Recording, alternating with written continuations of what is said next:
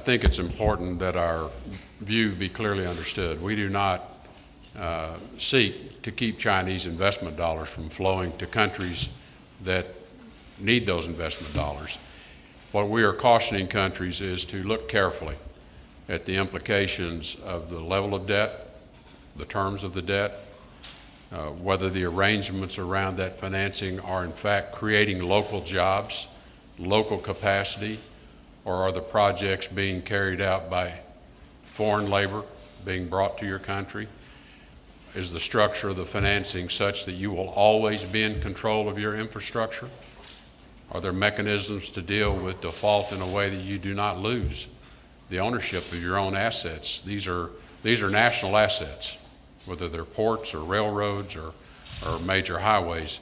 And we have seen this occur in other countries where countries were not so careful.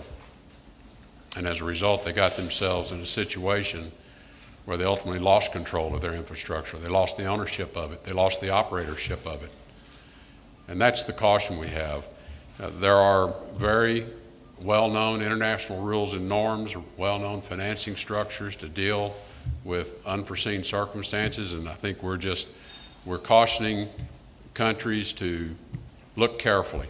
And there are other alternatives. There are other alternative financing mechanisms available, and I think in particular, if governments create the right conditions around those infrastructure investments, there are also great potential for public-private sector co-investing in infrastructure. And we are developing mechanisms, and the President has charged some of his executive staff back home to begin to develop alternative financing mechanisms that will also create alternative opportunities to what China is offering. And again, it may be that China is fine, but we have seen many, many examples around the world where it didn't work out so well for the host country.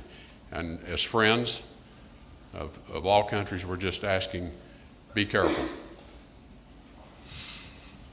On behalf of